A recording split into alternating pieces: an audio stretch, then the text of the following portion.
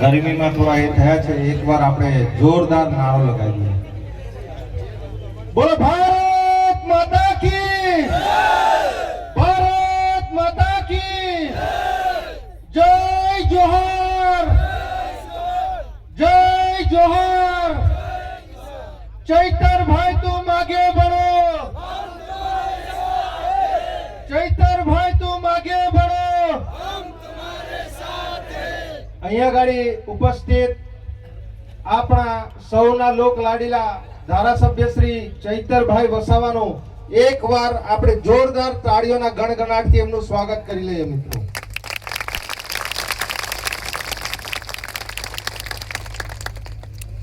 અને આપણા લડાયક એવા યુવા નેતા યુવરાજસિંહ જાડેજા પણ આપણી વચ્ચે પધારેલા છે, એમનું પણ એકવાર જોરદાર તાળીઓના ગણગણાટથી એમનું સ્વાગત કરી લઈએ.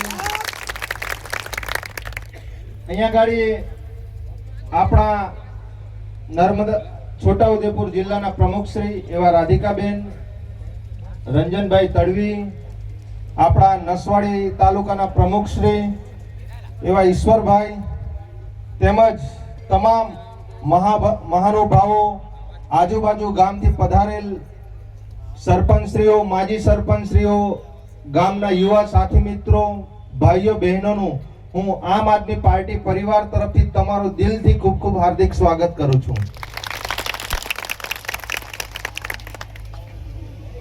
મિત્રો, આજે આ નસવાડી ખાતે જે આ જન્મભૂમિ પર અહીંયા ગાડી તમે આટલી મોટી સંખ્યામાં પધાર્યા છો,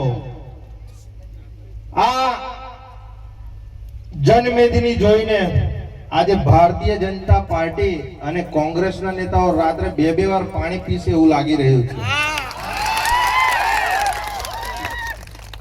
અને આ તમારી જનમેદની જોઈ અને ખરેખર લાગી રહ્યું છે કે તમામ જનતા આવનારા દિવસોમાં બદલાવ માંગી રહી છે. ભારતીય જનતા પાર્ટી છેલ્લા 35 વર્ષથી શાસન કરે છે મિત્રો. આ તાનાશાહી સરકાર ને આપણા ચૈતરભાઈ જેવા યુવા આગેવાન અને લીડરની જરૂર હતી. અને આ જે યુવા લીડર આજે સમગ્ર ઉમરગામથી અંબાજી હોય કે સમગ્ર ગુજરાતનો અવાજ બની અને આજે એટલા બધા ઉભરી આવ્યા છે કે ભારતીય જનતા પાર્ટીના નેતાઓ અમે જ્યાં જ્યાં જઈએ છીએ ત્યાં એ લોકો ટેન્શનમાં આવી જાય છે.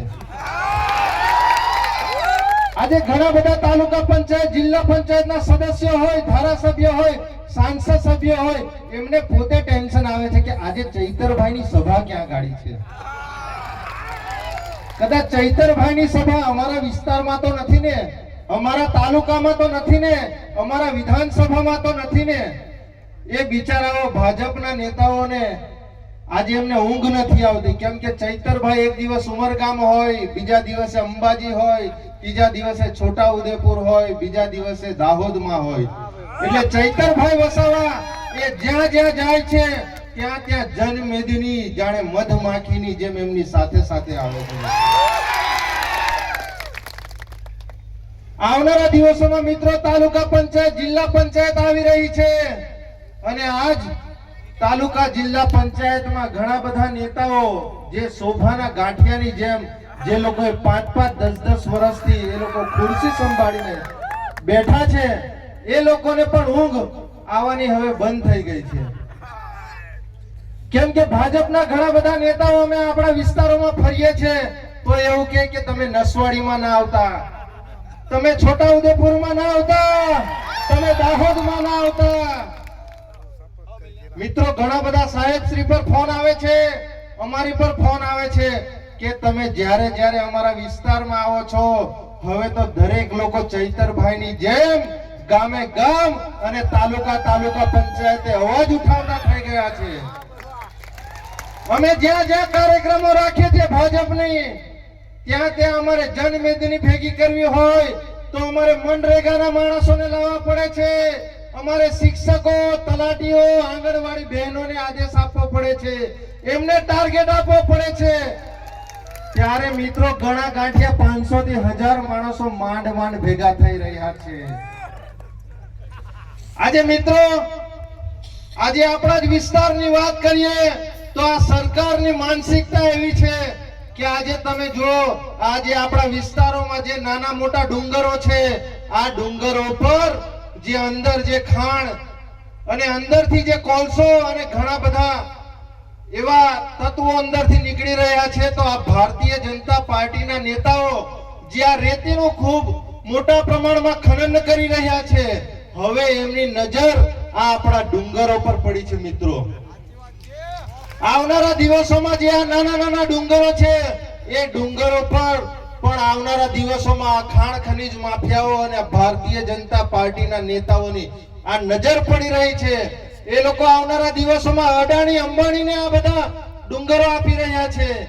આવનારા દિવસોમાં આપણા વિસ્તારમાં જ આ નસવાડી તાલુકામાં હાઇડ્રો પ્રોજેક્ટ આવી રહ્યો છે, એમાં ઘણા બધા ગામડાઓ વિસ્થાપિતો થઈ રહ્યા છે. આપણા જ્યાં નસવાડી તાલુકામાં અહીંયા ગાડી જીએમડીસી આવી રહી છે, ત્યાં ગાડી પણ ઘણા બધા ગામડાઓ આવનારા દિવસોમાં ઉઠી રહ્યા છે. આ ભારતીય જનતા પાર્ટીના નેતાઓએ આ મનરેગાના નામે 2500 કરોડ રૂપિયાનું કૌભાંડ કર્યું. આજે આ 2500 કરોડ રૂપિયાનું કૌભાંડ ઉજાગર કરવા વાળા આપણા ડેડિયાપાડાના ધારાસભ્ય છે. મિત્રો, આ ડેડિયાપાડાના ધારાસભ્યએ 2500 કરોડ રૂપિયાનું મનરેગાનું કૌભાંડ ઉજાગર કર્યું, તો એમને પાણીના એક નાનકડા ગ્લાસના લીધે એમની ઉપર 307 ની કલમ લગાવી દેવામાં આવી. એમને 82 દિવસ સુધી એમને જેલમાં મૂકવામાં આવ્યા. મિત્રો, આજે આ પાણીનો ગ્લાસ એનો વજન કેટલો હોય છે? મિત્રો, 1 કિલો, 2 કિલો કે 5 કિલો હોય છે? મિત્રો, કેટલો વજન હોય છે એનો? 50 ગ્રામ કે 100 ગ્રામનો પાણીનો ગ્લાસ હોય છે. પણ તેમ છતાં આ ભારતીય જનતા પાર્ટીની તાનાશાહી સરકાર જો જે વ્યક્તિ આજે 2500 કરોડનું કૌભાંડ ઉજાગર કરે છે, આજે તેવા જે અપરાધીઓ છે એ લોકોને જેલમાં મૂકવાની બદલે જે આ ભ્રષ્ટાચાર ખુલ્લો પાડે છે એવા ધારાસભ્યને જેલમાં મૂકી દે છે.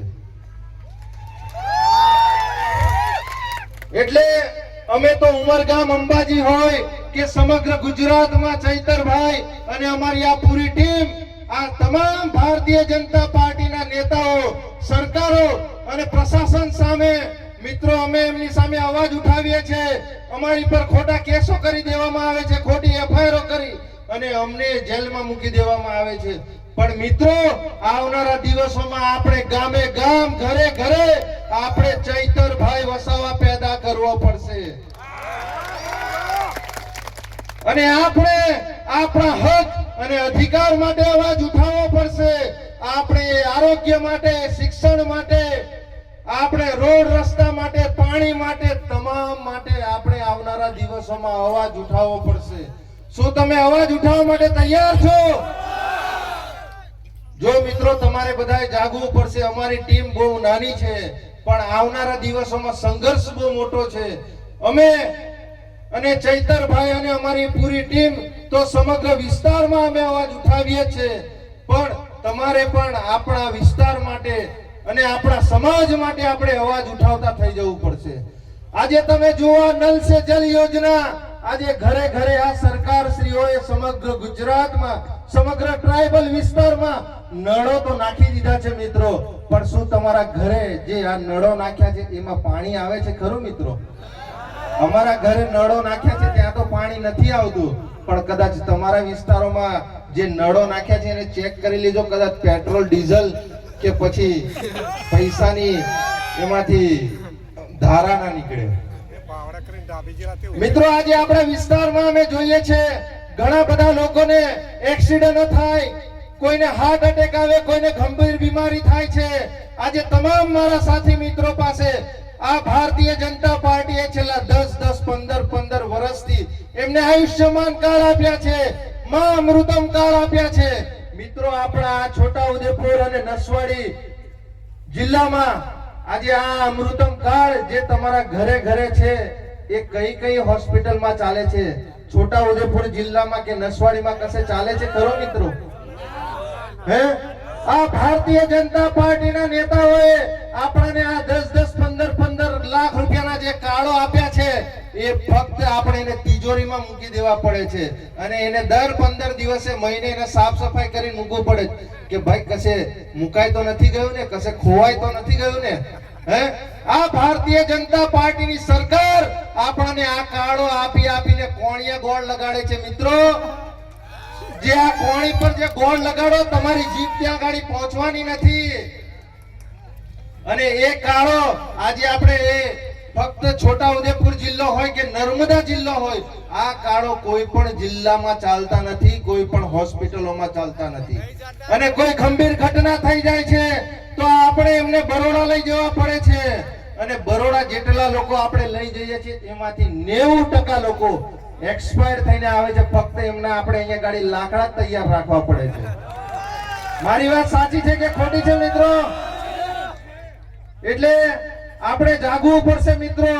આજે અમારી ઘણી બધી બહેનોને આપણે આ ઉજ્જવલા યોજના દ્વારા ઘરે ઘરે ગેસના બોટલો આપી દીધા છે. ખરેખર ગેસના બોટલોમાં તમે બધા સારી રીતે જમવાનું તો જમો છો ને?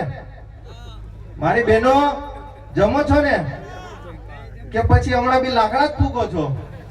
આપણા દેશના વડાપ્રધાન ને આ ભારતીય જનતા પાર્ટીના નેતાઓ તો એવું કહેતા હતા કે ભાઈ અમારી બહેનો ધુમાડો એ લાગે આંખમાં અને શ્વાસમાં જાય તો એમને કેન્સર જેવી ગંભીર બીમારીઓ થઈ જાય. તો અમારી બહેનો ખરેખર તમે વાપરો છો ને ગેસનો બોટલ? હે, આજે તે બિચારો તે ગેસનો બોટલ કયા ખૂણામાં હશે, તે સગડી કયા ખૂણામાં હશે તે પણ નથી ખબર. સાચી વાત ને? બિચારી અમારી બહેનો વાડીએ અને ગામે ને જંગલોમાં જઈને લાકડા લઈ આવે છે અને હમણાં પણ તે એ જ પરિસ્થિતિમાં તે ચૂલા ફૂંકતી થઈ ગઈ છે. આ આપણો વિકાસ છે. આપણાને આજે 5-10 વર્ષ પહેલા આપણાને આ ભારતીય જનતા પાર્ટીના નેતાઓએ કીધું હતું કે તમારા ખાતામાં, બધાના ખાતામાં 15 લાખ રૂપિયા આવી જશે. આપણે મિત્રો બેંકોમાં ભૂખ્યા તરસે લાઈનોમાં ઊભી રહીને જનધન ખાતા ખોલાવી દીધા. કયા ખાતા ખોલાવ્યા? જનધન ખાતા. કોણે ખોલાવ્યા? જરા હાથ ઊંચો કરો છો. બધાએ મોટા ભાગના લોકોએ ખાતા ખોલાવી દીધા. તમારા ખાતામાં 15 લાખ રૂપિયા તો આવી ગયા છે ને? જો મિત્રો અમારા ખાતામાં પૈસા આવ્યા નથી, અમે પણ ખાતા ખોલાવ્યા હતા. પણ જો તમારા ખાતામાં પૈસા આવ્યા હોય તો અમને પણ થોડા ઘણા આપજો, અમને પૈસાની જરૂર છે. આવી ગયા છે? એટલે આ સરકારો જ્યારે ચૂંટણીઓ આવે છે, મોટી લોભામણી જાહેરાતો કરે છે, મોટા વાયદાઓ કરે છે. હમણાં આ ચૂંટણીઓ આવે છે, તમે ધ્યાન રાખજો. હમણાં તાલુકા પંચાયત, જિલ્લા પંચાયતની ચૂંટણીઓ આવે છે. આ તમામ નેતાઓ હમણાં પેલા કુવાના દેડકાની જેમ, હમણાં જેવી રીતે ચોમાસામાં જે દેડકાઓ નીકળે છે ને, એવી રીતે હમણાં ગુફામાંથી બહાર નીકળશે ડેવ કરતા. અને એ નેતાઓ હમણાં તમને ઘરે આવીને પગે લાગશે, મોટી જાહેરાતો કરશે, મોટા વાયદાઓ કરશે. અને જેવી ચૂંટણી પતે એટલે પાછા તેરા ગુફામાં ઘૂસી જાય. શિયાળો ઉનાળોમાં પેલા દેડકા કઈ ખોવાઈ જાય તે ખબર જ ના પડે. અને પાછો જેવો ચોમાસું આવે એટલે પાછા નીકળી આવે છે. એવી રીતે આ નેતાઓ, ભાજપ કોંગ્રેસના નેતાઓ 5 વર્ષ સુધી દેખાતા નથી. તમે તમારા વિસ્તારના તાલુકા પંચાયતના સદસ્યને ઓળખો છો? જિલ્લા પંચાયતના સદસ્યને ઓળખો છો? તમારો ધારાસભ્ય પણ દેખાય નહીં કે તમારો સાંસદ સભ્ય પણ દેખાય નહીં. એ ફક્ત ચૂંટણીઓ આવશે કે અહીંયા ગાડી મુખ્યમંત્રી આવશે